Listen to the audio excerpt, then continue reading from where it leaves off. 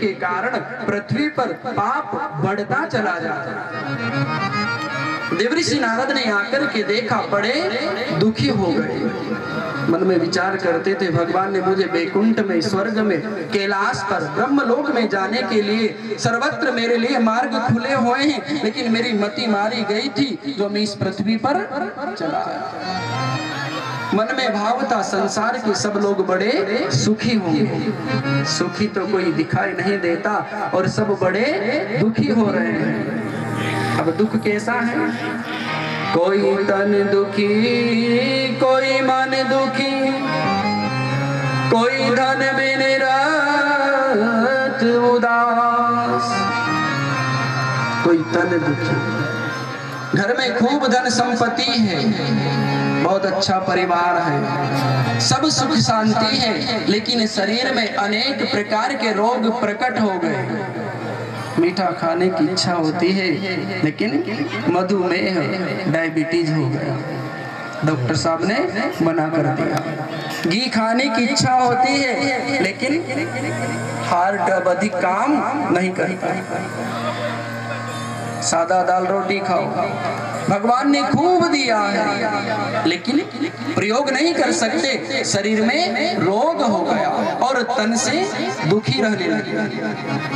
कोई तन दुखी, कोई मन दुखी।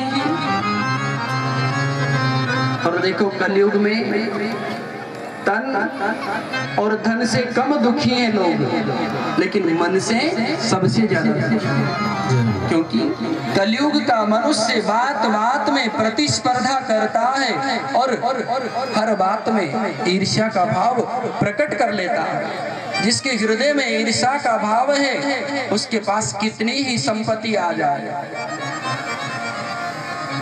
वो कितना ही अच्छा हो, लेकिन वह सुखी नहीं रह सकता। यदि सुखी रहना है तो ईर्ष्या के भाव को जीवन से सदैव मिटा देना।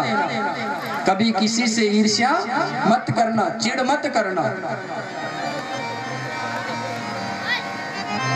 कोई तन दुखी, कोई मन दुखी, कोई धन बिन रात उदास।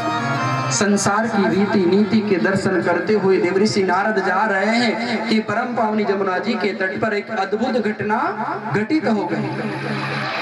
एक स्त्री के आसपास हजारों स्त्रियां खड़ी हुई हैं और दो वृद्ध पुरुष पड़े हुए। देवर्षि नारद ने देखा हजारों स्त्रियों की भीड़ लगी हुई है। एक पल के लिए उधर देखा, फिर जाने लगे। इतने में उस स्त्री ने आवाज लगाई, का महाराज भो भो साधो क्षणम तिष्ठ। अरे महाराज रुकिए रुकिए। देवर्षि नारद ने देखा, भो भो साधो क्षणम तिष्ठ, अरे महाराज रुकिए।